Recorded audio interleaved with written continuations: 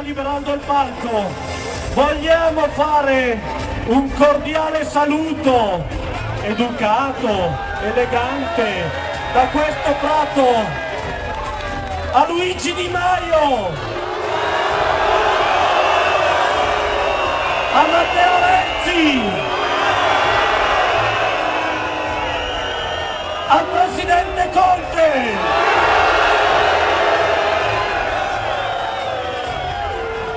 E ce ne sono tanti altri.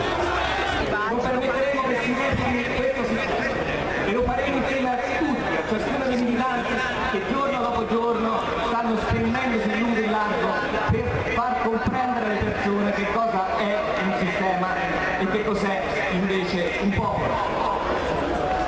Non posso che ringraziare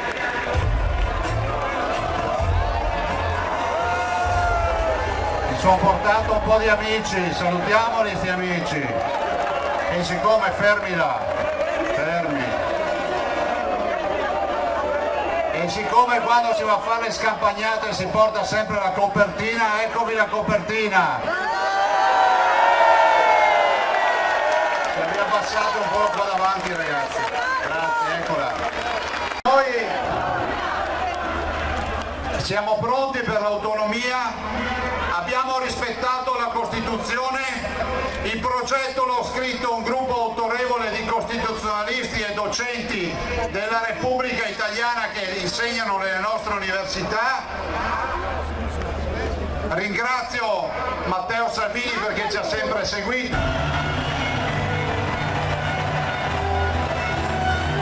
Più forte! Matteo! Matteo!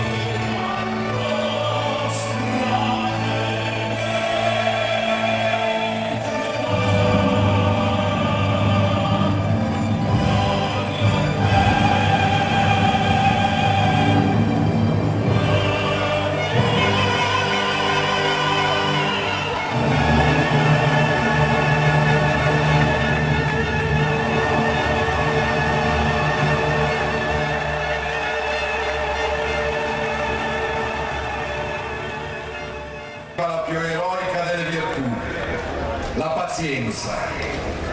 Vi invito a essere determinati, coraggiosi, ma a esercitare la giusta pazienza, perché questi possono scappare dal voto per qualche tempo, ma non possono scappare dal voto all'infinito.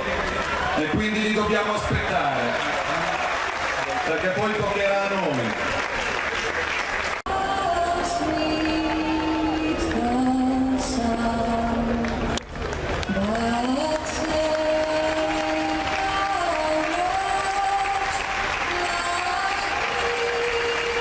Grazie.